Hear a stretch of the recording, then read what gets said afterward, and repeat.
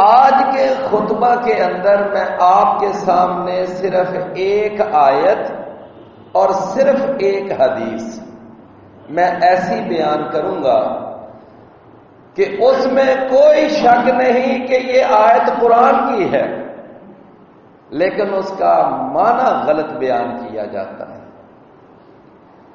کوئی شک نہیں کہ وہ حدیث رسول اللہ صلی اللہ علیہ وسلم کی ہے، لیکن اس کا مطلب لوگوں کو غلط بیان کیا جاتا ہے۔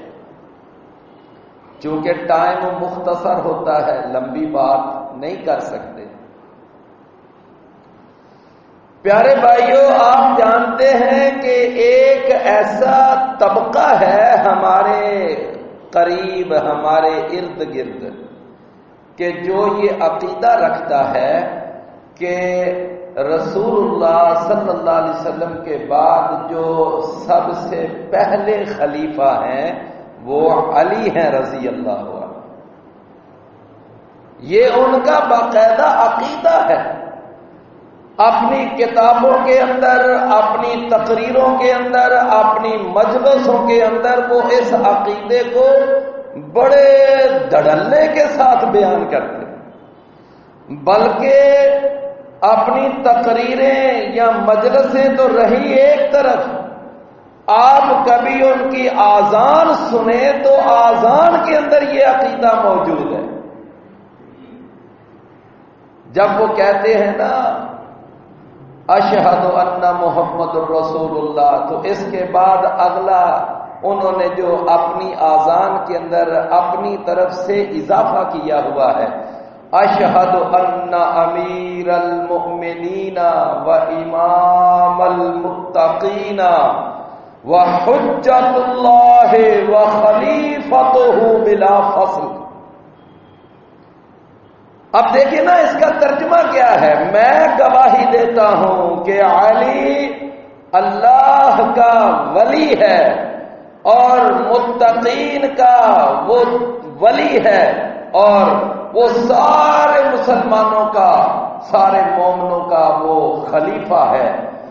اور پھر آگے وہ خلیفہ تو ہوں بلا فصل، اس کا کیا معنی کہ نبی صلی اللہ علیہ وسلم کے وفات پانے کے بعد، دنیا سے رخصت ہونے کے بعد، آگے جو سب سے پہلا خلیفہ ہے وہ علی ہے۔ اور یہ عقیدہ وہ اپنی آذان میں بھی بیان کرتے ہیں۔ اور میرا خیال ہے کہ شاید آپ میں سے کسی نے یہ بھی جملہ سنا ہو کہ علی دم دم دے اندر، علی دا پہلا نمبر، یعنی یہ جملہ بھی وہ اپنے ہاں بولتے ہیں اور یہ ان کا عقیدہ ہے۔ اب میرے بھائیوں، بندہ جب دیکھتا ہے کہ بھئی دیکھو ادھر تاریخ کیا بتاتی ہے، قرآن اور حدیث کیا بتاتے ہیں کہ رسول اللہ صلی اللہ علیہ وسلم تو اپنی زندگی میں اپنی امامت کا مصلی سیدنا ابو بکر رضی اللہ عنہ کے حوالے کر کے گئے، اور پھر پوری دنیا جانتی ہے، بچہ بچہ جانتا ہے کہ نبی صلی اللہ علیہ وسلم کے بعد پہلے خلیفہ وہ ابو بکر رضی اللہ عنہ بنے، پھر دوسرے خلیفہ عمر فاروق بنے، پھر تیسرے خلیفہ عثمان غنی بنے، اور چوتھے خلیفہ مسلمانوں کے وہ علی رضی اللہ عنہ بنے۔ اب اتنی بڑی حقیقت، اب اتنا بڑا یہ یعنی جو ایونٹ ہے، اب اس کو کیسے کوئی انکار کر سکتا ہے، کیسے اس کی تردید کر سکتا ہے؟ لہذا میرے بھائیوں، ذرا آج غور کرنا کہ وہ پھر اپنے لوگوں کو مطمئن کرنے کے لیے پھر وہ قرآن سے کچھ یعنی وہ ایسی آیتیں وہ پیش کرتے ہیں لوگوں کے سامنے، کہتے ہیں کہ دیکھو قرآن سے ثابت ہے کہ علی نبی صلی اللہ علیہ وسلم کے بعد سب سے پہلے خلیفہ تھے۔ تو وہ جو آیت بیان کرتے ہیں نا، ان میں سے یہ آیت ہے جو میں نے آج پڑھی ہے کہ یا ایھا الرسول بلغ ما انزل الیک من ربک. اللہ اکبر. میں نے خود اپنے کانوں سے ایک کلپ سنا اور یہ کلپ باقاعدہ نیٹ پہ بھی موجود ہے. ان کا ایک مقرر جو ہے وہ بیان کر رہا ہے. کہتا ہے کہ اللہ تعالی نے یہ کائنات بنائی اور کائنات کے اندر جتنے نبی اور رسول بھیجے ان سارے نبیوں اور رسولوں کی یہ ذمہ داری لگائی تھی کہ نبیوں رسولوں تم نے جا کر یعنی لوگوں کو یہ کہنا ہے کہ وہ آخری ایک پیغمبر آئے گا، اس پیغمبر کا نام ہوگا محمد صلی اللہ علیہ وسلم. پھر آگے پتہ ہے کیا کہتا ہے؟ کہتا ہے سارے نبیوں رسولوں کی ذمہ داری تھی کہ تم نے محمد صلی اللہ علیہ وسلم کی رسالت کا اعلان کرنا ہے، اور جب آئے نا محمد صلی اللہ علیہ وسلم تو ان کی اللہ نے ڈیوٹی یہ لگائی کہ تم نے اے محمد تیرے دنیا میں آنے کا مقصد یہ ہے کہ تو نے علی کی ولایت کا اعلان کرنا، تو نے علی کی خلافت کا اعلان کرنا. تیرا کام صرف دنیا میں یہ ہے کہ بس تو یہ دنیا کو بتا کے جائے کہ میرے بعد خلیفہ علی ہوگا. یعنی سارے نبیوں رسولوں کا کام کیا تھا؟ رسول کی رسالت کا اعلان. اور رسول اللہ صلی اللہ علیہ وسلم کا کام کیا تھا؟ علی کی خلافت کا اعلان. اللہ اکبر. اب دیکھو کتنا بڑا جھوٹ ہے. اور پھر یہ آیت آگے سے بیان کرتے ہیں، کہتے ہیں یا ایھا الرسول، اے رسول بلغ ما انزل الیک، اے رسول تو پہنچا دے جو تیری طرف وحی نازل کی گئی ہے، جو آپ کو پیغام دیا گیا ہے وہ آپ آگے دوسروں تک پہنچا دیں. ما انزل الیک من ربک. اب دیکھو قرآن کی آیت تو اس کا معنی تو یہ ہے کہ جو کچھ اللہ نے آپ کی طرف قرآن کی شکل میں یا حدیث کی شکل میں جو احکام نازل کیے ہیں، جو مسائل بتائے ہیں، جو اوامر ہیں، جو نواہی ہیں، جن جن باتوں کا حکم دیا گیا، جن جن باتوں سے منع کیا گیا، آپ وہ ساری شریعت جو ہے، وہ سارا دین جو ہے وہ آگے آپ اپنی امت کو پہنچا. اس آیت کا مطلب تو یہ ہے.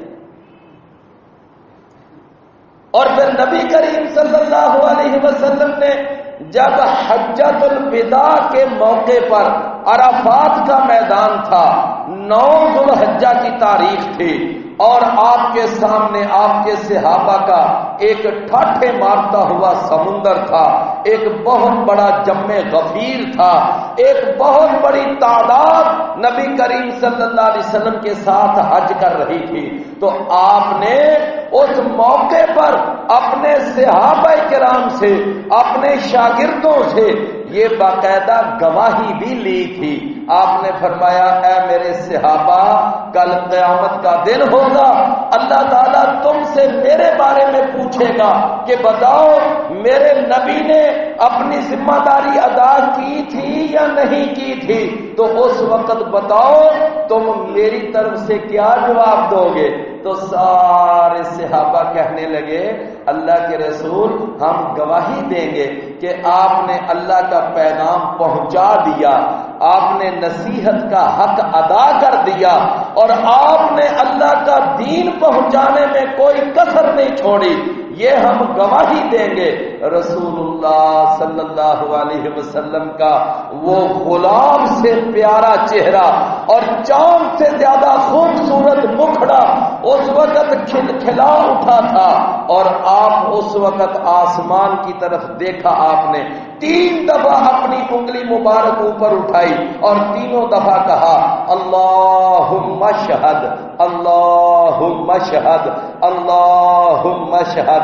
یا اللہ گواہ ہو جا، یہ میری ساری امت جو ہے اس بات کی گواہی دے رہی ہے کہ میں نے تیرا پیغام پہنچا دیا. یعنی آیت کا اصل مفہوم تو یہ ہے کہ یا ایھا الرسول بلغ ما انزل الیک، اصل معنی تو اس کا یہ ہے۔ اب وہ کیا معنی کرتے ہیں؟ وہ یعنی وہ لوگ جو خلافت علی کے حق دعوے دار ہیں، وہ کہتے ہیں کہ جی اس کا معنی یہ تھا کہ اے رسول، ہم نے جو آپ کو علی کی خلافت کے بارے میں حکم دیا ہے، یہ حکم آپ آگے دوسروں تک پہنچا دیں، کہ دوسروں کو بتا دیں کہ میرے بعد علی خلیفہ ہو۔ حالانکہ دیکھو یہ معنی، یہ مطلب اس آیت میں ہے ہی نہیں۔ سورہ المائدہ اور سورہ المائدہ کی 67 نمبر آیت ہے، پوری آیت کے اندر نہ علی کا نام ہے، نہ علی کی خلافت کا تذکرہ ہے، نہ کوئی نام و نشان ہے، لیکن ایسے یعنی وہ کلابے ملا کر منطق اور فلسفے کی مار مار کر اور سامنے بیٹھے ہوئے لوگوں کو ایسا پاگل بنا دیتے ہیں، کہتے ہیں جی دیکھو اس آیت سے علی کی خلافت ثابت ہو گئی۔ اللہ، ذکر تک نہ تھا جس کا پورے افسانے میں، ذکر تک نہ تھا جس کا پورے افسانے میں، وہی بات حضور کو ناگوار گزری ہے۔ یعنی جو بات ہے ہی نہیں پوری آیت میں، پورے قرآن میں، اور وہ دیکھ لو لوگوں کے سامنے ایسی ڈٹائی کے ساتھ بیان، جی قرآن میں ثابت ہے جی علی نبی صلی اللہ علیہ وسلم کے بعد پہلے خلیفہ۔ اللہ اکبر۔ تو یہ میرے بھائیوں اتنا بڑا بلف ہے، اتنا بڑا جھوٹ ہے، اور اتنا بڑا دھوکہ ہے جو دیا جاتا ہے سامنے بیٹھے ہوئے کو، اور سامنے بیٹھے ہوئے بھی نہ کوئی بات کو سمجھتے ہیں، بس وہ نعرے پہ نعرے لگائے جاتے ہیں، بس وہ ایسے جناب مسحور ہوئے ہوتے ہیں، ان کو پتہ ہی نہیں کہ یہ کس طرح ہمیں پاگل بنا رہا ہے، کس طرح ہمیں بے وقوف بنا رہا ہے۔ میرے بھائیوں، خلافت علی رضی اللہ عنہ برحق ہے، ہم بھی کہتے ہیں علی رضی اللہ عنہ خلیفہ ہیں، علی رضی اللہ عنہ خلیفہ راشد ہیں، لیکن علی رضی اللہ عنہ نبی صلی اللہ علیہ وسلم کے بعد خلیفہ اول نہیں ہے، بلکہ خلیفہ چہارم ہے، خلیفہ چہارم ہے، چوتھے خلیفہ۔ لیکن وہ کہتے ہیں نہیں، علی دا پہلا نمبر۔ تو میں عرض یہ کر رہا تھا کہ یہ آیت دیکھو، آیت کا معنی کیا ہے، آیت کا مطلب کیا ہے، آیت کے الفاظ کیا ہیں، لیکن اس میں سے یہ بات نکالی جاتی۔ اچھا، اب اگلی ایک بات سنیں، وہ بڑی عجیب بات ہے۔ کہتے ہیں تمہیں نہیں پتا کہ یہاں ہوا کیا ہے؟ کہتے ہیں یہ تو بات ٹھیک ہے، یہ قرآن جو ہے یہ جمع کرنے والے کون تھے؟ نبی صلی اللہ علیہ وسلم کے بعد یہ قرآن جمع کرنے والے تھے ابو بکر تھے، اور ان کے بعد عمر تھے، اور ان کے ساتھ پھر آگے عثمان تھے، پھر ان کے ساتھ زید بن ثابت تھے، اور دیگر صحابہ کرام، ان ساروں نے ملا کرنا اس آیت میں تبدیلی کر دی تھی۔ تمہیں نہیں پتا یہ اصل آیت ایسے نہیں تھی، یہ اصل آیت بلا کیسے تھی؟ کہتے ہیں اصل آیت تھی یا ایھا الرسول بلغ ما انزل الیک فی خلافت علی ابن ابی طالب، یعنی اصل آیت یوں تھی، لیکن ابو بکر نے اور عمر نے اور عثمان نے نعوذ باللہ ثم نعوذ باللہ نقل کفر نہ باشد، کہتے ہیں انہوں نے بددیانتی کر کے انہوں نے قرآن مجید میں سے وہ فی خلافت علی ابن ابی طالب یہ الفاظ ہی آیت سے نکال دیے تھے۔ جب انہوں نے قرآن جمع کیا تھا، قرآن اکٹھا کیا تھا، قرآن کو جب انہوں نے کتابی شکل دی تھی، تو اس وقت انہوں نے یہ ظلم کیا تھا تاکہ آنے والے لوگوں کو پتہ ہی نہ چلے کہ علی بن ابی طالب کی خلافت کا اعلان کرنے کے لیے رسول اللہ صلی اللہ علیہ وسلم کو بھیجا گیا۔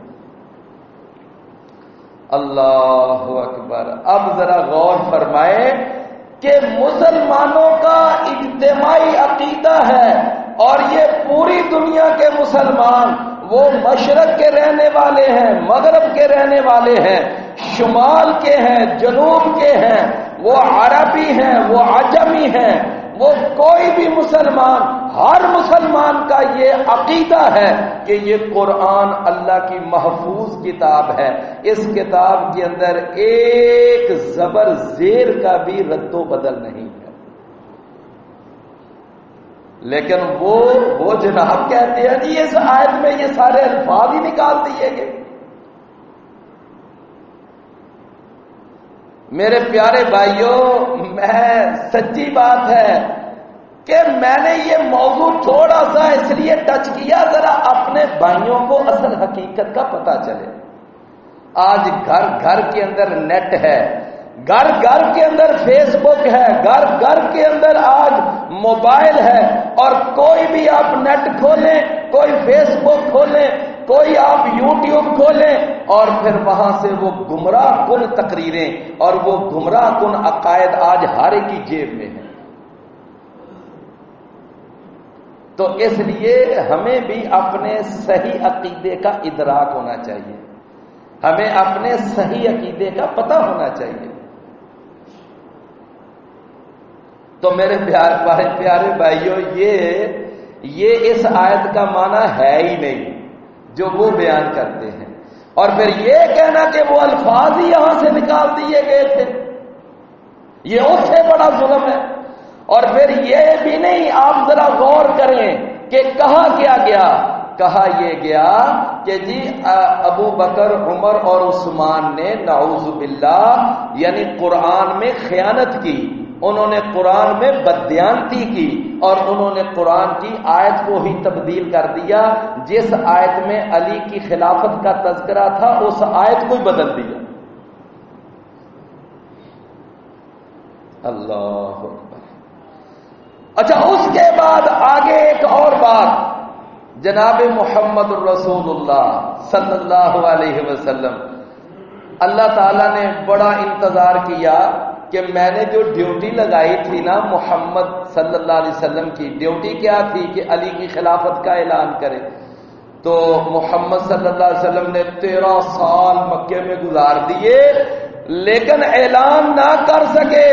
جب مدینے میں آئے تو اب بھی اللہ انتظار کرتا رہا کہ کب میرا یہ نبی وہ خلافت علی کا اعلان کرے گا، اور بڑا انتظار کیا، تو پھر اللہ نے بالآخر یعنی مجبور ہو کر یہ پھر آیت نازل کی کہ یا ایھا الرسول بلغ ما انزل الیک من ربک، کہ اے محمد تو وہ علی کی خلافت کا اعلان کرتا کیوں نہیں ہے؟ میں نے تو تجھے بھیجا ہی اس لیے تھا، کیوں اعلان نہیں کر رہا؟ اللہ نے پھر سخت ڈانٹا، تو پھر رسول اللہ صلی اللہ علیہ وسلم کو اعلان کرنا پڑا۔ اب اگلی بات بڑی عجیب ہے اور بڑی سننے والی ہے۔ اچھا، پھر علی یعنی کی خلافت کا اعلان کرنا چاہتے تھے، جب دل چاہتا تھا نا میں اعلان کروں، جب کبھی جی میں آتا، جب کبھی ارادہ بنتا، لیکن فوراً ڈر جاتے تھے ابو بکر سے، عمر سے، عثمان سے، ان سے ڈر جاتے، اور ان کے ڈر کی وجہ سے پھر اعلان روک لیتے۔ یعنی اعلان نبی صلی اللہ علیہ وسلم کرنا چاہتے تھے، لیکن ان تینوں کا ڈر تھا، ان کے ڈر اور خوف کی وجہ سے محمد صلی اللہ علیہ وسلم اعلان نہیں کر رہے تھے۔ پھر کیا ہوا؟ اب اگلی بات میں نے آپ سے عرض کیا، توجہ سے سننے والی ہے۔ جب آپ ایک سفر سے واپس آ رہے تھے، واپس آتے آتے راستے میں ایک جگہ آئی، اس جگہ کا نام تھا غدیر خم، غدیر خم اس جگہ کا نام تھا. وہاں پر آئے تو نبی صلی اللہ علیہ وسلم کے ساتھ تھوڑے سے صحابہ تھے. تو نبی صلی اللہ علیہ وسلم نے وہاں پر اعلان کر ہی دیا. آپ نے فرمایا کہ من کنت مولا ہو فعلی مولا ہو، جو مجھے اپنا حکمران مانتا ہے اس کو ماننا پڑے گا کہ میرے بعد خلیفہ علی ہوگا. یہ اعلان کہاں کیا رسول اللہ صلی اللہ علیہ وسلم نے؟ نہ مکہ میں، نہ مدینہ میں، نہ آپ نے اعلان کیا عرفات میں، نہ منا میں، کہیں نہیں. بلکہ اعلان کہاں کیا؟ ایک سفر سے واپس آ رہے تھے، ایک غیر معروف جگہ غدیر خم، وہاں پر پہنچے تو نبی صلی اللہ علیہ وسلم نے پھر اعلان کر دیا کہ لوگوں سن لو، میرے بعد خلیفہ علی ہوگا.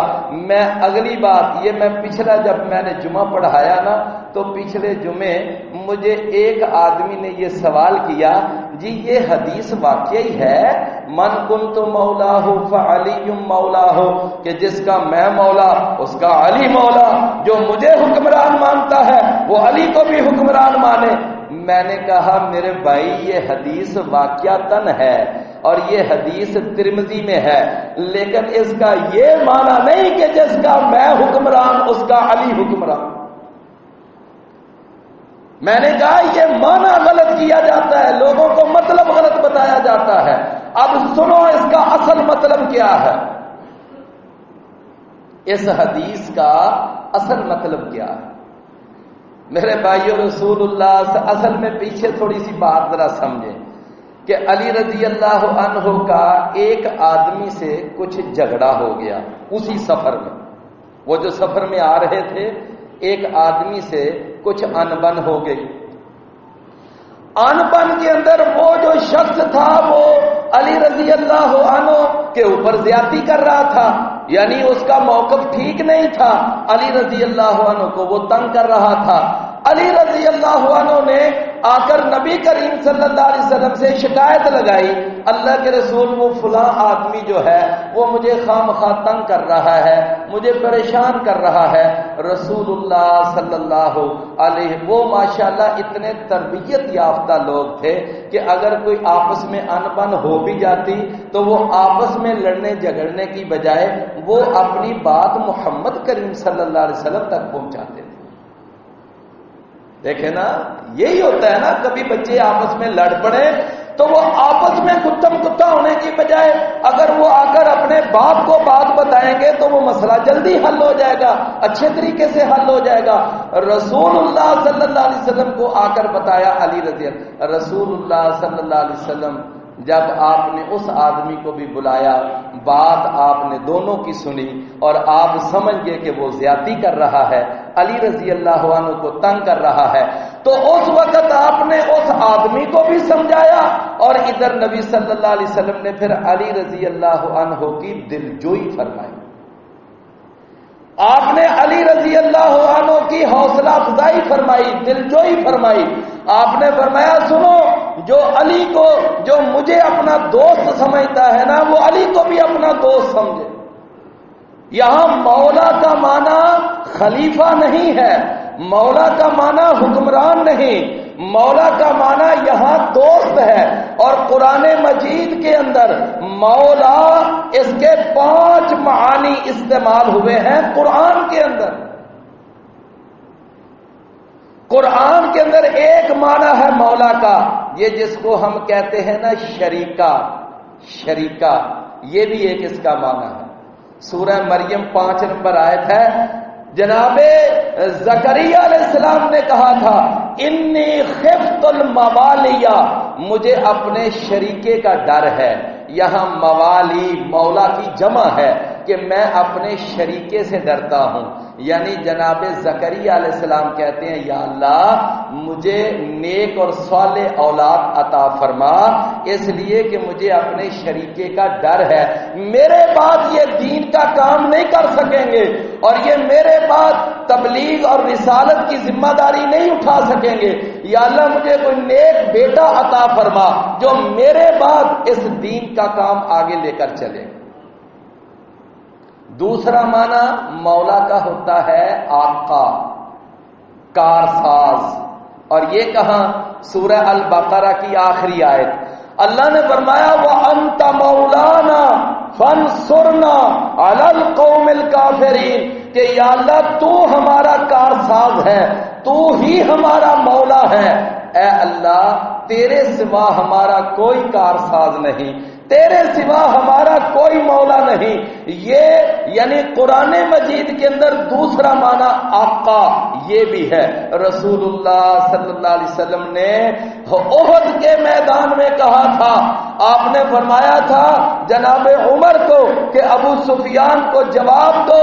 وہ ابو سفیان کہہ رہا ہے اعلو حبل، ہمارا حبل بلند ہو، ہمارا حبل زندہ باد.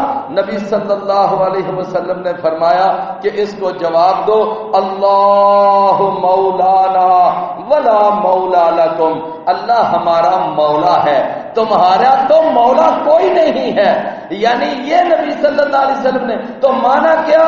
اللہ ہمارا داتا ہے، اللہ ہمارا مشکل کشا ہے، اللہ ہمارا حاجت روا ہے، اللہ ہمارا کرنی بھرنی والا ہے، اللہ ہمارا دستگیر ہے، اللہ ہمارا کارساز ہے، اللہ ہمارا بگڑی بنانے والا ہے.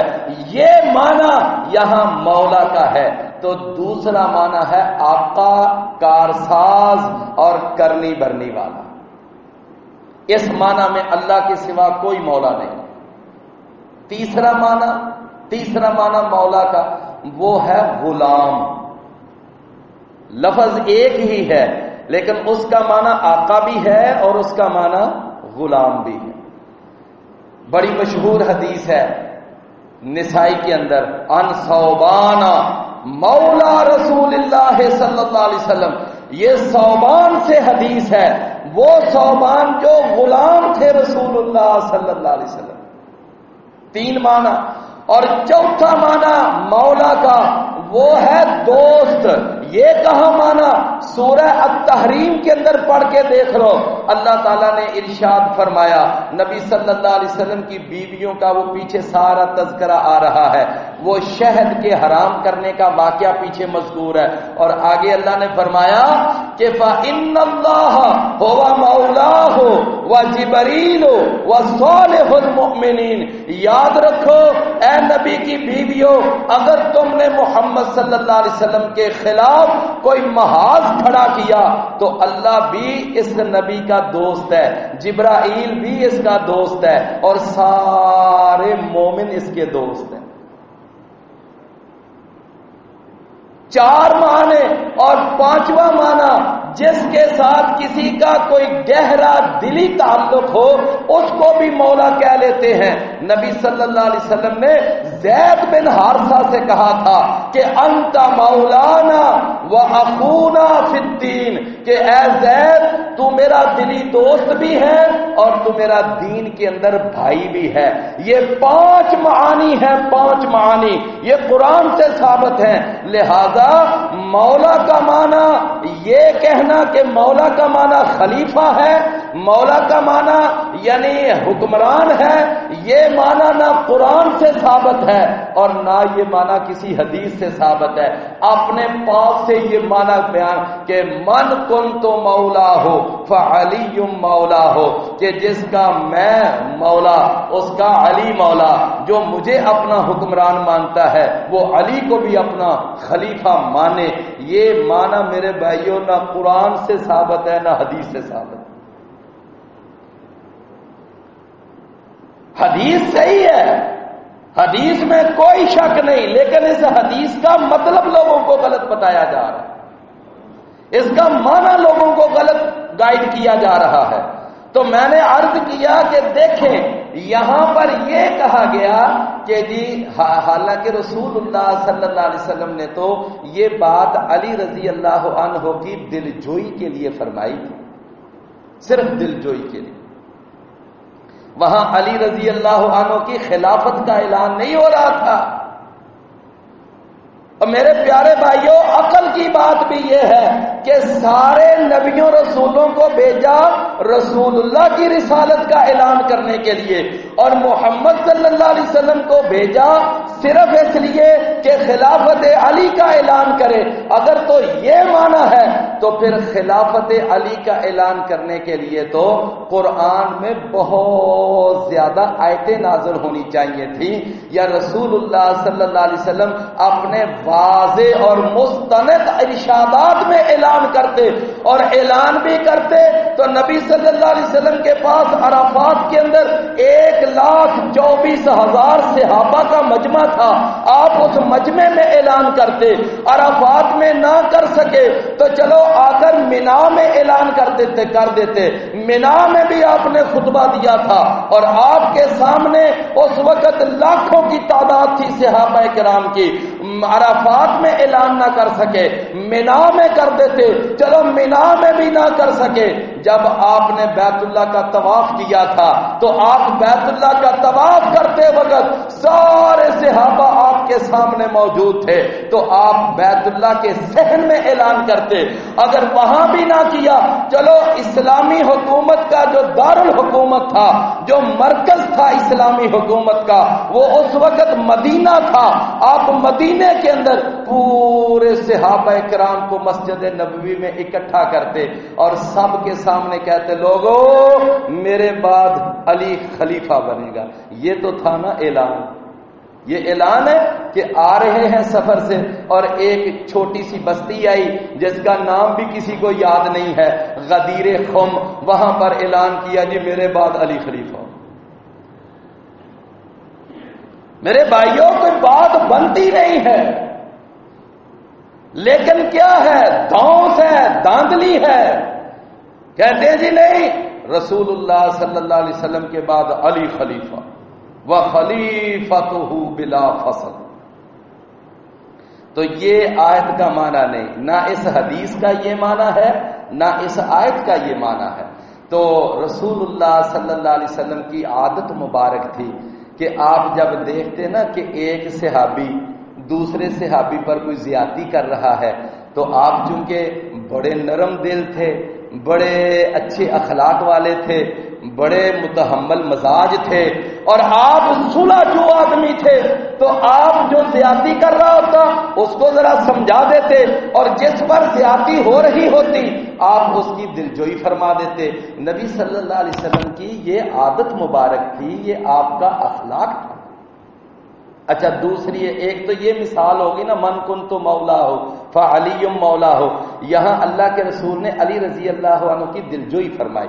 دوسری ایک مثال، ایک دفعہ سیدنا ابو بکر اور سیدنا عمر رضی اللہ عنہ دونوں کی آپس میں کوئی چپکلش ہو گئی، آپس میں کوئی انبن ہو گئی۔ ہمارے ہاں کہتے ہیں نا، پانڈا پانڈے نال کھہ پیندا ہے، پانڈا پانڈے نال کھہ پیندا ہے۔ آپس میں دوستی بھی بہت زیادہ ہے ابو بکر اور عمر کی، لیکن ایک دفعہ کوئی آپس میں تھوڑی سی انبن ہو گئی، اور اس انبن کے نتیجے میں چلو ابو بکر رضی اللہ عنہ نے پھر معذرت بھی کر لی سیدنا عمر رضی اللہ عنہ سے کہ اے عمر، چلو جو بھی ہمارے درمیان بات ہوئی میں آپ سے معافی مانگتا ہوں، آپ درگزر کر دیں۔ لیکن عمر رضی اللہ عنہ ذرا سخت مزاج تھے، جلالی طبیعت والے تھے، کہنے لگے میں نے نہیں آپ کو معاف کرنا۔ جناب ابو بکر رضی اللہ عنہ کا حوصلہ دیکھیں اور ان کا یعنی اخلاق دیکھیں، معافی مانگنے کے لیے جناب عمر کے گھر چلے گئے، جا کر کہتے ہیں عمر اب میں تیرے گھر آ گیا ہوں، اب تو مجھے اللہ کے لیے معاف کر دو۔ لیکن عمر رضی اللہ عنہ کو ایسا غصہ آیا ہوا تھا، کہنے لگے میں نے نہیں معاف کرنا۔ جناب ابو بکر رضی اللہ عنہ انہوں نے پھر سوچا میں پھر نبی صلی اللہ علیہ وسلم کے پاس جا کر شکایت لگاتا ہوں۔ آئے رسول اللہ صلی اللہ علیہ وسلم سے شکایت لگائی، اللہ کے نبی میرا اور عمر کا کوئی آپس میں تھوڑا سا جھگڑا ہوا، میں نے پھر ایک دفعہ معافی بھی مانگی، پھر معافی مانگنے کے لیے عمر کے گھر بھی چلا گیا، لیکن عمر ایسا سخت غصے میں ہے کہ وہ مجھے معاف کرنے کے لیے تیار ہی نہیں۔ نبی صلی اللہ علیہ وسلم نے جب بات سنی، اللہ کے نبی کو بھی بڑا غصہ آیا کہ بھلا اتنی بھی کیا بات، عمر کو معاف کر دینا چاہیے تھا، چلو جو بھی بات تھی۔ جناب رسول اللہ صلی اللہ علیہ وسلم نے پیغام بھیجا، جاؤ عمر کو بلا کے لاؤ۔ عمر رضی اللہ عنہ کو بلایا گیا۔ اللہ کے رسول صلی اللہ علیہ وسلم نے اس وقت پتہ ہے کیا فرمایا؟ فرمایا لوگوں میری بات اچھی طرح سن لو، جب میں نے نبوت کا اعلان کیا، رسالت کا اعلان کیا، میں نے کہا میرے پاس فرشتہ آتا ہے، میرے پاس وحی آتی ہے، میں اللہ کا نبی رسول ہوں، تو کسی نے دلیل مانگی، کسی نے معجزہ مانگا، کسی نے کوئی یعنی آگے سے لیت و لعل، کسی نے کچھ، لیکن ابو بکر وہ ہستی ہے جب میں نے اس کو کہا نا میں اللہ کا نبی ہوں، میں اللہ کا رسول ہوں، میرے پاس فرشتہ آتا ہے، تو ابو بکر نے ایک بات نہیں کہی، اسی وقت کہا اشہد اللہ الہ الا اللہ و اشہد ان محمد۔ یہ تو اتنا عظیم انسان ہے، اس نے تو ایک دلیل نہیں مانگی، ایک بات نہیں کہی، یہ تو فوراً میرے اوپر ایمان لے آیا۔ تم نے تو میرے سے دلیلیں مانگی تھی، تم نے تو معجزے مانگے تھے، لہذا خبردار ابو بکر کو آئندہ سے تم نے تنگ نہیں کرنا۔ یعنی رسول اللہ صلی اللہ علیہ وسلم نے دلجوئی فرمائی نا ابو بکر رضی اللہ عنہ کی۔ ایک دفعہ علی رضی اللہ عنہ کو اللہ کے نبی پیچھے مدینے میں قائم مقام بنا کر تبوک کے لیے 30,000 مجاہدین کا لشکر لے کر جا رہے ہیں، پیچھے سے منافقوں نے علی رضی اللہ عنہ کو تانے دیے، کہنے لگے یہ بڑا بہادر بنا پھرتا تھا، کہتا تھا میں بڑا بہادر، اگر یہ اتنا ہی بہادر ہوتا، یہ منافق تانا دے رہے ہیں، کہتے ہیں یہ اتنا بہادر ہوتا تو نبی صلی اللہ علیہ وسلم اس کو عورتوں اور بچوں کے پاس پیچھے چھوڑ کے جاتے، اگر یہ بہادر ہوتا تو اس کو ساتھ نہ لے کے جاتے۔ 1 2 4 جب تانے سنے علی رضی اللہ عنہ چونکہ بہادر تھے، دلیر تھے، مرد میدان تھے، نہ برداشت کر سکے، گھوڑے پہ بیٹھے، سواری پہ بیٹھے، نبی صلی اللہ علیہ وسلم سے جا ملے، کہنے لگے اللہ کے رسول آپ نے تو مجھے مدینے کا جانشین بنایا، قائم مقام بنایا، میں تو ذمہ داری ادا کر رہا تھا، لیکن وہاں منافق مجھے تانا دے رہے ہیں، میں نہیں مدینے میں ٹھہروں گا، میری جگہ کسی اور کو مدینے میں قائم مقام بنا دے، میں آپ کے ساتھ جاؤں گا، آپ کے ساتھ لڑوں گا میدان میں جا کر، میں عورتوں اور بچوں کے ساتھ پیچھے نہیں بیٹھنا چاہتا۔ نبی صلی اللہ علیہ وسلم نے اب علی رضی اللہ عنہ کی دلجوئی فرمائی، آپ نے فرمایا اے علی کیا تو اس بات پہ خوش نہیں ہے کہ جیسے موسیٰ علیہ السلام تورات لینے طور پہاڑ پر گئے تھے، 70 اپنے ساتھی ساتھ لے کر گئے، تو اپنے پیچھے ہارون کو اپنا قائم مقام، اپنا جانشین بنا گئے تھے، کیا تیرا میرے ہاں وہی مرتبہ ہو جو موسیٰ علیہ السلام کے ہاں ہارون کا مرتبہ ہے؟ تو اس بات پہ خوش نہیں ہے؟ لیکن ساتھ فرمایا کہ موسیٰ کے ساتھ ہارون علیہم السلام وہ بھی نبی رسول تھے، یاد رکھنا میرے بعد نبی رسول کوئی نہیں ہوگا، ہاں میں آپ کو اپنا جانشین بنا کے جا رہا ہوں، جاؤ واپس جا کر مدینے میں کام کرو، مدینے میں جا کر جانشینی کرو۔ رسول اللہ صلی اللہ علیہ وسلم نے دلجوئی بھی فرمائی اور علی رضی اللہ عنہ کو پھر واپس ڈیوٹی پہ بھیج۔ تو نبی صلی اللہ علیہ وسلم دلجوئی کے لیے کچھ الفاظ کہہ دیا کرتے تھے۔ میں عرض کرنے کا مقصد یہ ہے کہ یہ جو حدیث ہے نا ترمذی کی، من کنت مولاہ فعلی مولاہ، اس حدیث کا معنی یہ ہے ہی نہیں کہ جو مجھے اپنا حکمران مانتا ہے وہ علی کو اپنا خلیفہ مانے، یہ معنی ہی نہیں ہے اس حدیث کا۔ اس حدیث کا تو مطلب یہ ہے کہ جو مجھے اپنا دوست سمجھتا ہے وہ علی کو بھی اپنا دوست سمجھے۔